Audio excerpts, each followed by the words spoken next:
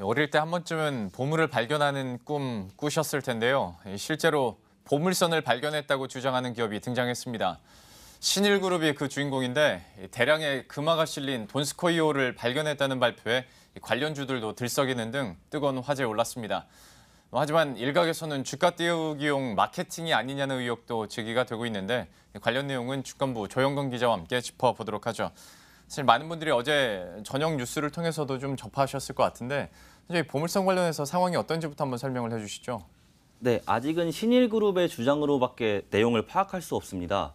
신일그룹은 울릉도 인근에서 돈스코이호를 발견했다고 어제 발표했는데요. 러일 전쟁 중에 침몰한 러시아 소속 순양함인 드미트리 돈스코이호를 발견했다는 주장입니다.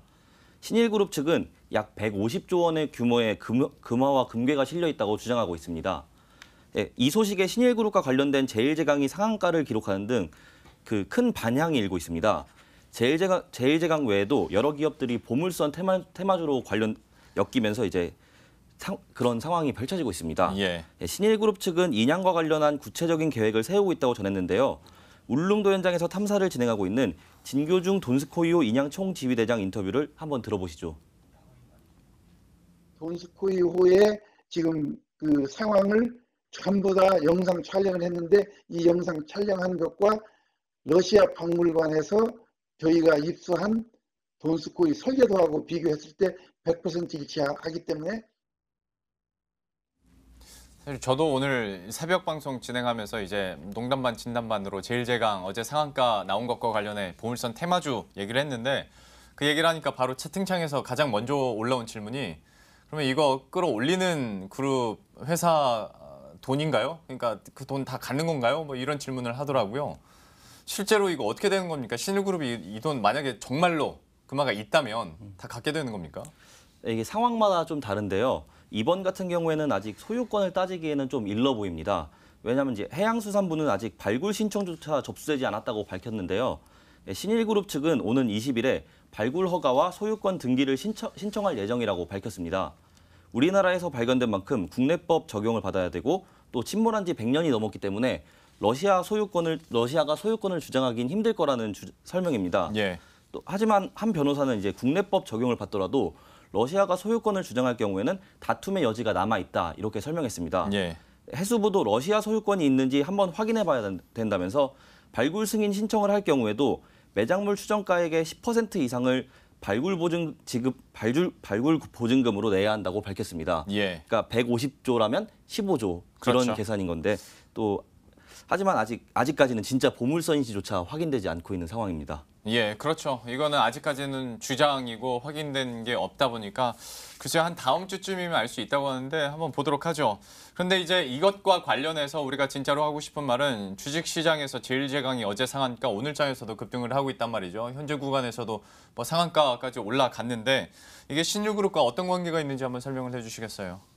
네, 신일그룹이 최근 제일제강을 인수한다고 밝혔습니다. 류상미 신일그룹 대표이사는 최용석 CPA 파트너스 KR 회장과 함께 지난 5일 제일제강 주식 양수도 계약을 맺었다고 공시했는데요. 류 대표는 기존 최재주주와 특수관계사의 주식 200만 주가량을 또 최 회장은 250만 주가량을 양수한다고 발표했습니다. 총 185억 원 정도가 이게 필요한데 아직 계약금 18억 5천만 원만 지급했을 뿐 중도금과 잔금은 치르지 않은 상황입니다. 만약 계획대로 지분 양수도가 진행된다면 류 대표와 최 회장은 제일제강 지분의 17.33%를 보유해서 최대주주에 오르게 됩니다. 참 시장을 바라보는 입장에서는 많은 분들이 요즘에 뭐 주도 역할을 해주는 종목들이 없다 보니까 테마주 중에서 보물선 테마주까지 나오고 있다라고 얘기를 하시는 분들이 있고 또 한편에서는 이게 어떤 좀 마케팅용으로 이렇게 좀 이슈를 일부러 만드는 거 아니냐라는 얘기도 있더라고요. 여기에 대해서는 분위기가 어떻습니까? 말씀하신 대로 일각에서는 이제 마케팅용이 아니냐 이런 의혹이 제기되고 있습니다. 실제로 신일그룹도 돈스코이호를 마케팅으로 이용하려는 생각이 없지는 않아 보입니다. 신일그룹은 이 배의 이름을 따서 가상화폐 유통업체인 돈스코이호 국제거래소를 운영 중인데요. 이 인양된 보물의 일부를 ICO 예정인 신일 골드코인 보유자들에게 배당한다면서 홍보에 열을 올리고 있습니다. 또 오는 30일에는 돈스코이호의 귀향이라는 책을 출판할 계획이고 또 영화 제작까지 고려 중인 것으로 알려졌습니다. 뭐 하다 보니까 책 출판이랑 가상화폐 얘기까지 나오네요. 하다 보니 정말로 마케팅 아니냐라는 얘기가 나올 수밖에 없는데 과거사를 보자면 이게 처음은 아니잖아요. 예전에도 뭐 보물선으로 떠들썩하고 주식시장에서도 한번 영향을 줬었는데 결정적으로 시간 지나서 보면 대부분 상장 폐지됐거나 아니면 대표가 횡령으로 감옥 가고 뭐 그러지 않았습니까? 네, 맞습니다. 예. 대표적으로 대하건설과 삼해인더스, 동아건설이 보물선과 관련됐었는데요. 예. 대하건설은 지난 2000년 출자사인 골드12 인양 중인 고승호에서 은괴가 발견됐다고 발표했고 삼해인더스도 지난 2001년 죽도 해저 보물탐사에 나선다고 밝혔습니다. 동아건설은 지난 2000년에 돈스코이오 인양을 발표해 주가가 10배가량 급등하기도 했습니다. 하지만 실제로 보물선 대박을 치기는커녕 모두 슬픈 결말을 맞았는데요. 세 기업 모두 상장 폐지된 겁니다. 심지어 이용호 당시 GNG그룹 회장은 삼해인더스와 관련해서 보물선 발굴 사업 등을 미끼로 주가를 조작한 혐의와 횡령 혐의를 받아 구속됐습니다. 신일그룹은 앞서 말씀드렸던 동아건설 임원들이 설립한 신일 유토빌그룹과 연관이 있는 것으로 알려졌는데요. 예. 이 때문에 일부 투자자들은 커뮤니티에 또 주가를 띄우려는 행위 아니냐 이런 글을 남기면서 곱지 않은 시선으로 바라보고 있습니다. 예. 하지만 신일그룹 측은 동아건설과는 전혀 무관한 회사다. 이제 설립한 지 2달밖에 되지 않은 신생 법인이다 이렇게 밝혔는데요.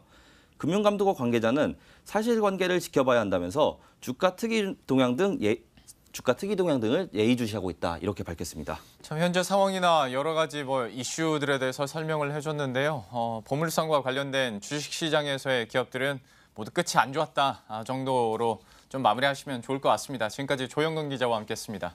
고맙습니다.